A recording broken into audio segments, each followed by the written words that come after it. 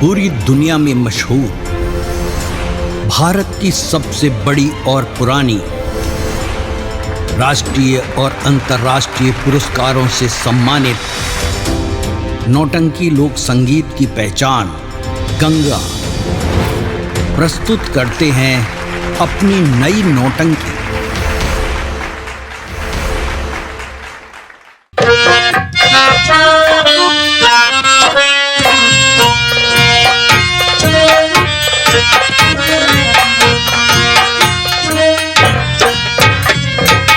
माता जी के चरणों में पूजा बेटी का प्रणाम स्वीकार हो।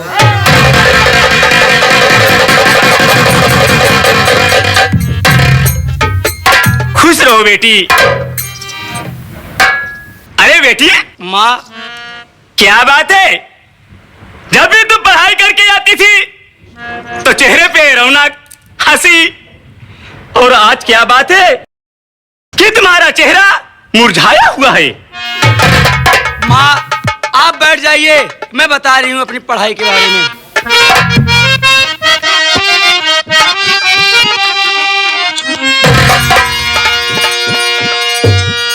क्या बताऊं ये मैया,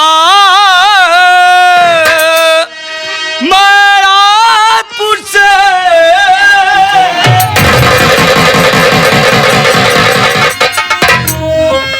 क्या बताऊं ये मैया, मेरा तुझसे गलती हमारी पूजा कर डाली है।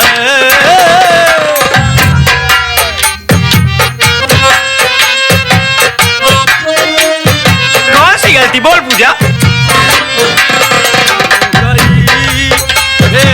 स्कूल में मैं रोहित, सुन रहा है तू? सटाई पूरा पैसा बर्बाद हो गया। हो गई फेल है माँ इस स्कूल में, सच बताती हूँ मैया, छिपाती नहीं।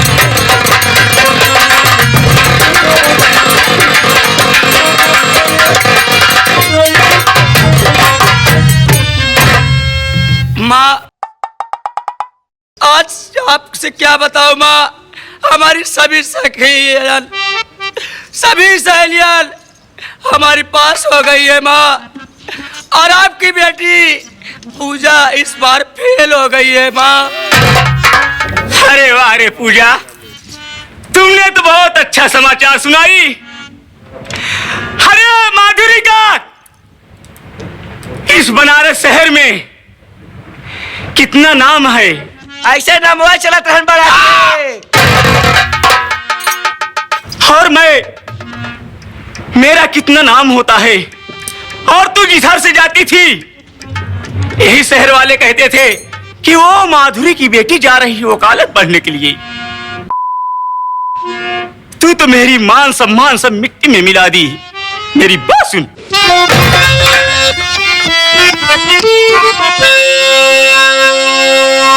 बस खबरदार जुबा चलाना नहीं रे, बस खबरदार।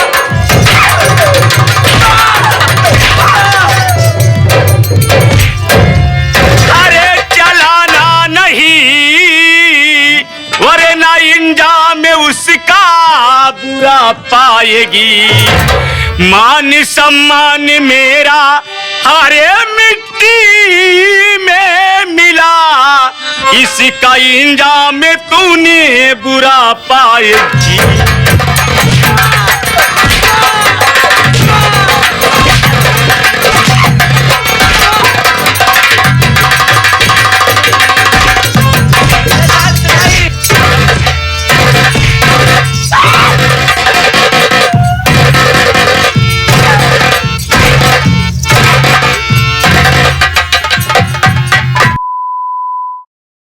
अरे मैं क्या अपने दिल में अरमान लेके बैठी थी कि आज मेरी बेटी वकालत पढ़ के पास होके आएगी और मुझे खुशियां सुनाएगी, मगर तू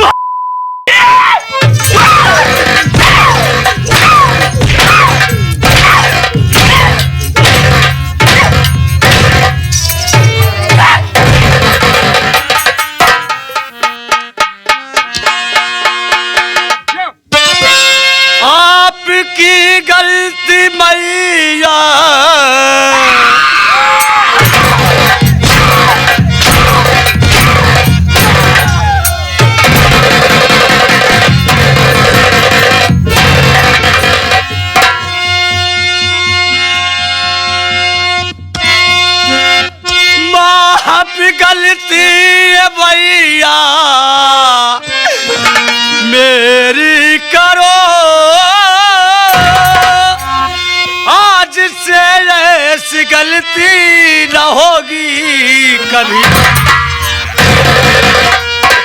पाँव पड़ती हूँ मैं माँ, मैं आपके, आज से ऐसी गलती करूँगी।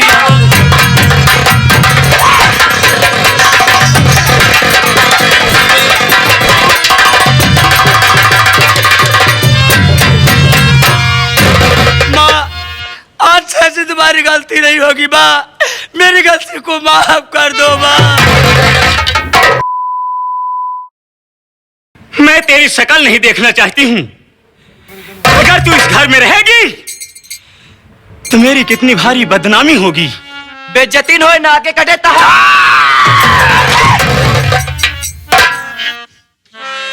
एक कपड़ा उतार दे, एक कपड़ा उतार के, और मेरे नजरों के सामने से जितनी दूर तू जल्दी चली जाएगी उतनी में तेरी भलाई है। नहीं माधुरी, सब कुछ बर्दाश्त कर सकती है, मगर अपना मान सम्मान घटने से अगर मैं बर्दाश्त कभी नहीं करूंगी। चाहे मेरे घर की बेटी हो, चाहे बेटा, और चाहे इस बनारस शहर के लोग, माधुरी वही है। माधुरी जिसको चाहिए आबाद कर डाली, और जिसको चाहिए तेल लगा के बर्बाद कर डाली। मैं आपका घर छोड़कर कहाँ जाऊंगी माँ? आप ही तो मेरी माँ हो, आपको छोड़कर कहाँ जाऊंगी माँ? हरामजादी, मुझसे मतलब नहीं है, मुझसे यही मतलब है कि मैं तेरा चेहरा नहीं देखना चाहती हूँ। ठीक है माँ, अगर एक छोटी सी गलती के लिए आप हमें घर से भगा दे रही है माँ, लेकिन माँ जाते जाते मेरी बात सुनो माँ। क्या कहना चाहती बोल। पौआ पकड़ के रोवे,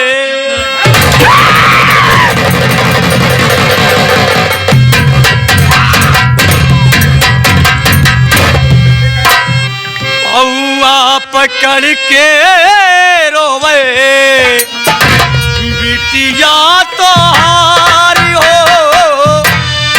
पैबू का जाना कावल के बाद।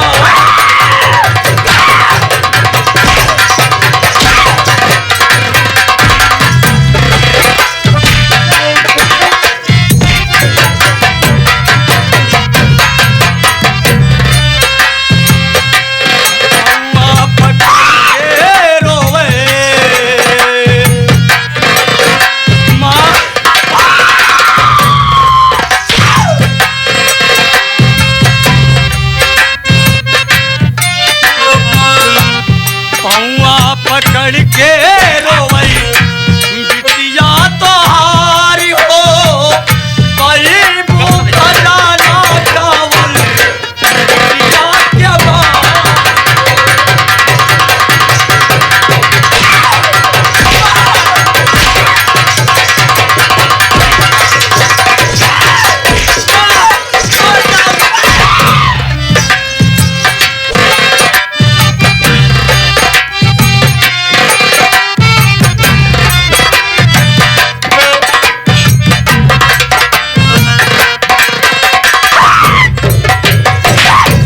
बचपन में अम्मा दुलारी जबल की हालू, सही है। मारी मारी अम्मा साबो सुन कैली आलू।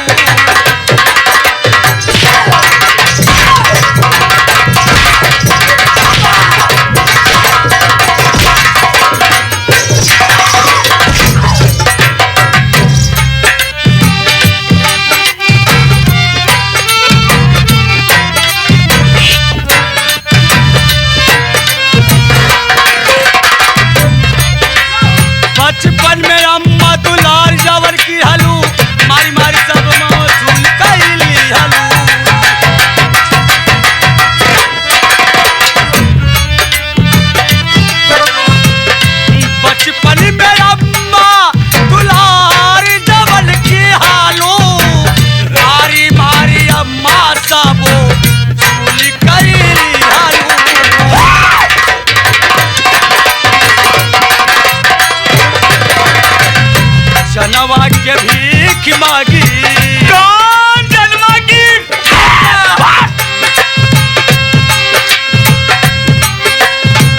जनावा के धूप मांगी बन के दुखियारी भाई भूखा जाना कावल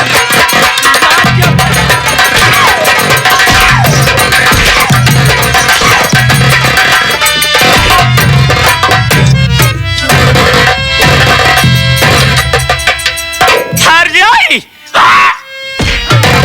अगर दोबारा उठाने का कोशिश तो मैं तेरा हाथ काट दूंगी।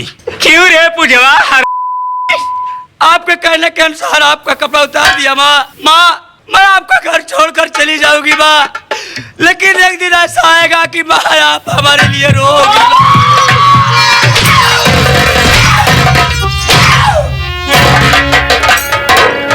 मैं तेरे लिए रोऊंगी?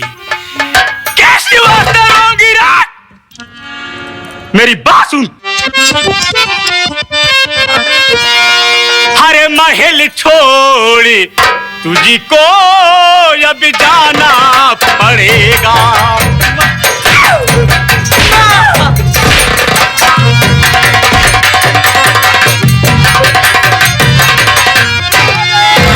महल छोड़ी तुझको अब जाना पड़ेगा और नहीं मार हंटरी की खाना पड़ेगा।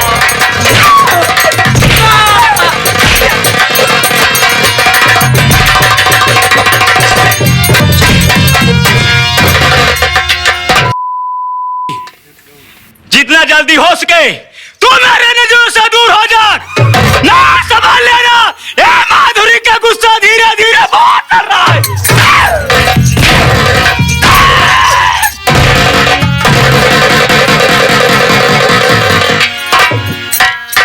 तू जा रही कि नहीं? तारा मैया हंटरी चलो।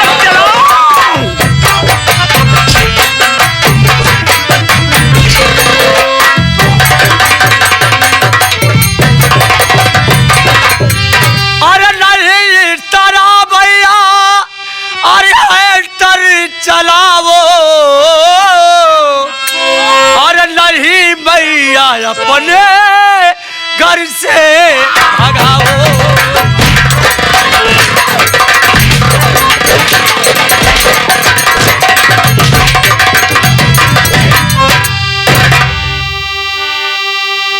चली जाऊंगी मैं आपसे दूर, चली जाऊंगी मैं आपसे दूर, हर सकल मैया अपने दिखाऊं।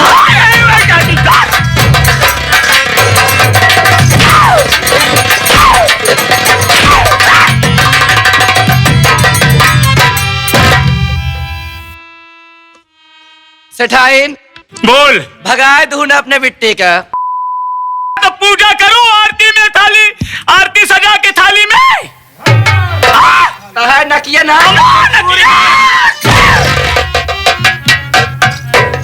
बहुत अच्छा हुआ मेरे नजरों के सामने से हट गई। मैं यहाँ से चल रही हूँ, मैं यहाँ से चल रही हूँ। सबसे पहले चलूंगी तो बेटा तू मेरे साथ चलना। मैं जाऊंगी यहाँ से घूमने के लिए बहुत दूर। उसके बाद 2-4 दिन में घूम के ऐश करके तो फिर आऊंगी और इस घर का और सारी फैक्ट्रियां का देखभाल करना तुम। अबे चला तू कहाँ सेठाइन? क्या बोला रे? अबे चला तू कहाँ? क्या बोला हराम?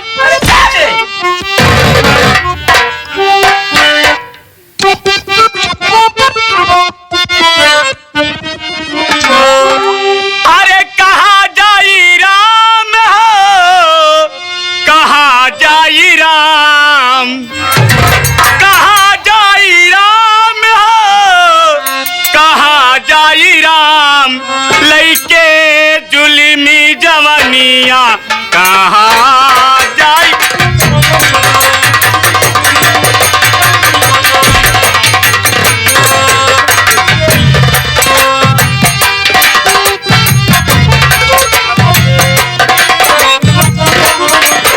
ए कहाँ जाई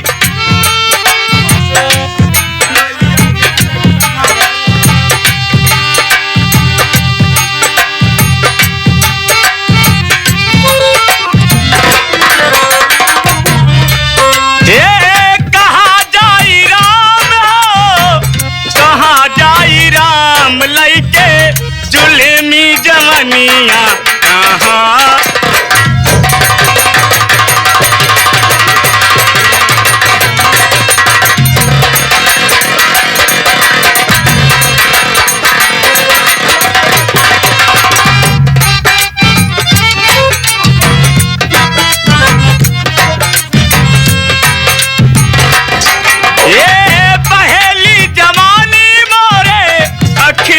पिया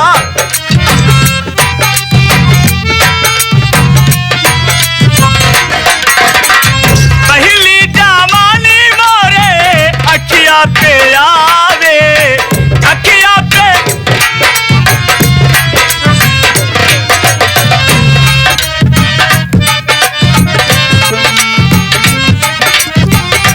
लौंडे मारा सी नजरिया कहाँ जाइया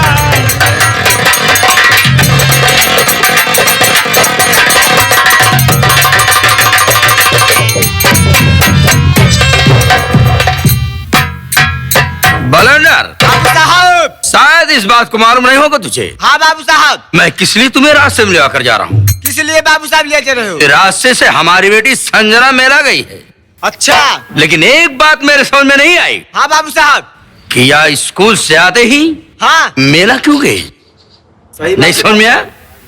अबे रणजीत सिंह की खोपड़ी है। हाँ बाबू साहब। खोपड़ी नहीं खोपड़ा है सर। खोपड़ा है खोपड़ा। आज मैं देखना चाहता हूँ उस मेले में। हाँ बाबू साहब। कि मेरी बेटी आखिर मेले में जाकर कर क्या रही है। क्या करते हैं? सही बात है बाबू साहब। आओ चलो चलता हूँ। हाँ। देखता हूँ। और एक काम कर बे, बाबू साहब। मोबाइल मेरे लिए है नहीं साले। बाबू साहब मोबाइल मैंने लिया है, देखो तुम्हारे साथ में लिया हूँ मैंने। आओ चलो चलता हूँ। चलो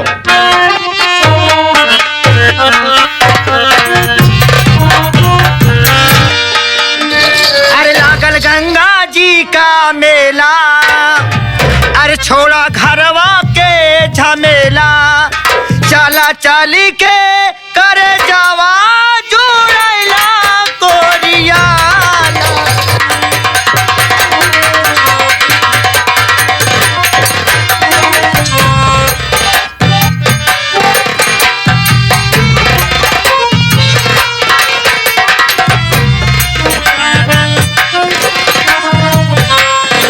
लागल गंगा जी का मेला,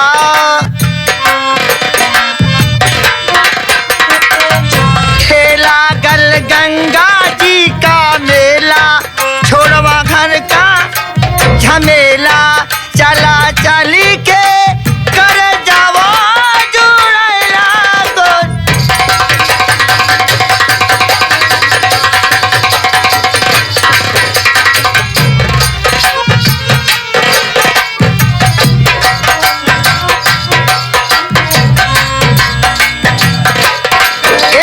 शीशा कंघी और टिकुली की सबकी लगल बजरिया,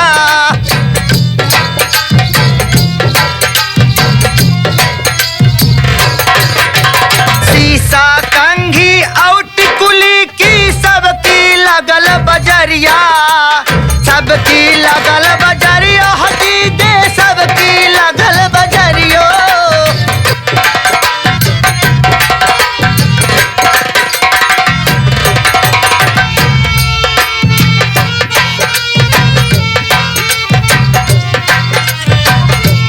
लागल गंगा जी का मेला, छोड़ा घरवा के झमेला, चला चली के करे जावा जुड़ैला घोरिया लागल।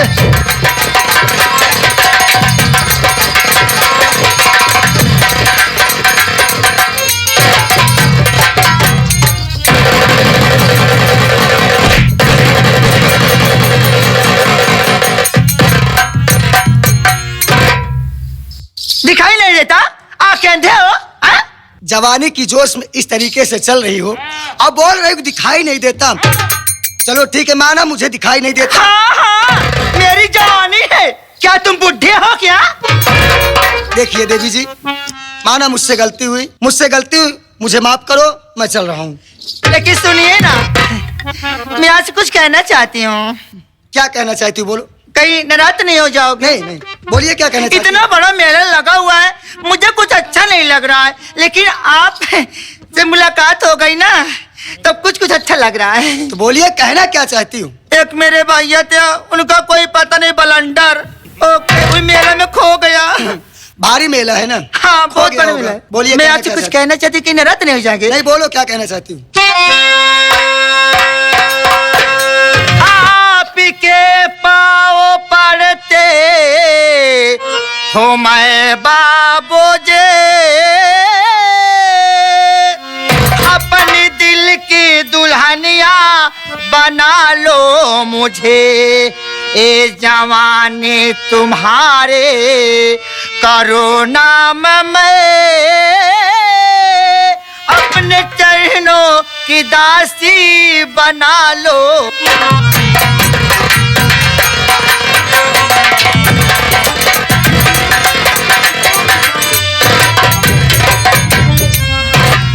देवी जी, ये आप क्या कह रही हैं?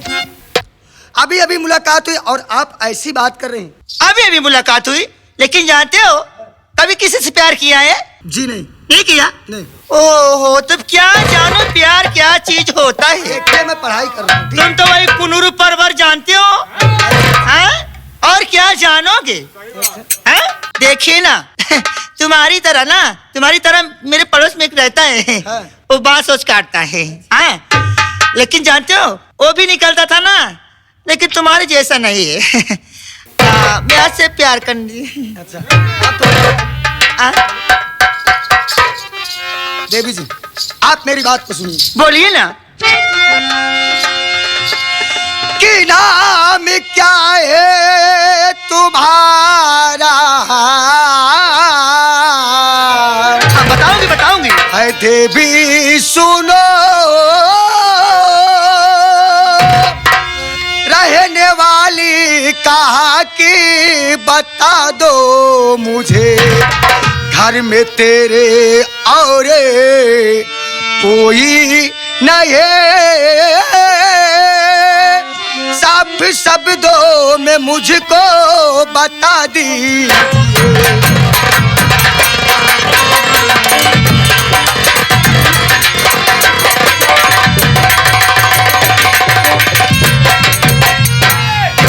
पहले आप ये बताओ कि तुम्हारा नाम क्या है और तुम रहने वाली कहाँ की हो?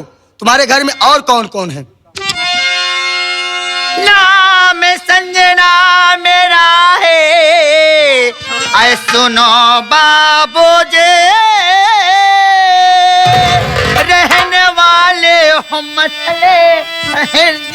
मिया, नाम मेरे पिता का अरे रंजीत से, सच बताती हूँ बाबू छिपाते नहीं।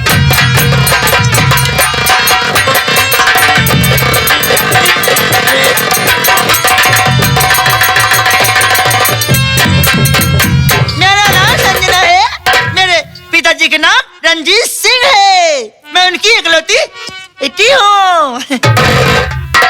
यानी कि तुम्हारा नाम संजना है। हाँ, और तुम जौनपुर जिला मछली शहर की रहने मैं वाली। मलाई खाऊंगी। और तुम्हारे पिताजी का नाम रंजीत सिंह। हाँ, रंजीत सिंह है ना? भूख लगी है। अच्छा, भूख लगी है। हाँ। आप मेरे बारे में जानना चाहोगे? वही तो मैं पूछ रही हूँ ना कि तुम्हारा नाम क्या है, तुम कहाँ के रहने वाले, मेरे तो परिचय पूछ लिया। देख, मेरा नाम राजू है। ओ राजू, बहुत अच्छा नाम है राजू। और मैं बनारस सिटी का रहने वाला हूँ। बनारस सिटी का? मेरी माँ का नाम सेठाइन माधुरी है और मेरी बहन का नाम पूजा है, जो वकालत की पढ़ाई कर रही है। ये क्या मैं कर दी? तुम इतने बड़े सेठाइन के लड़के हो कि मेरे पिताजी एक कोने के बराबर नहीं है। तुम बहुत बड़े सेठाइन के लड़के हो, कहाँ कहाँ नहीं उनकी तुम्हारी फैक्ट्रियाँ चल रही हैं, बोलबाला है, सब कुछ है। मुझसे गलती हो गई, मैं नहीं जानती थी कि इतनी बड़े सेठान के आप लड़के हैं।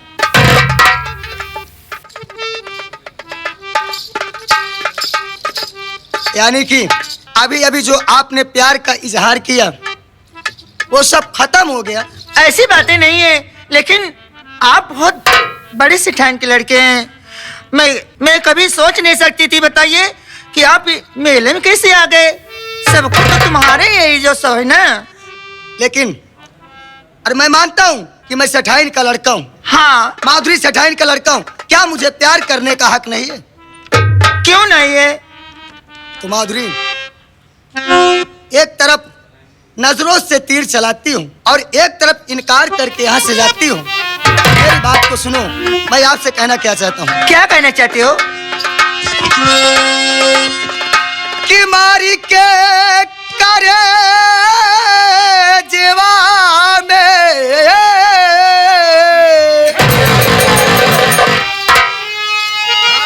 मेरी बात सुनो। सुन रहे बाबा?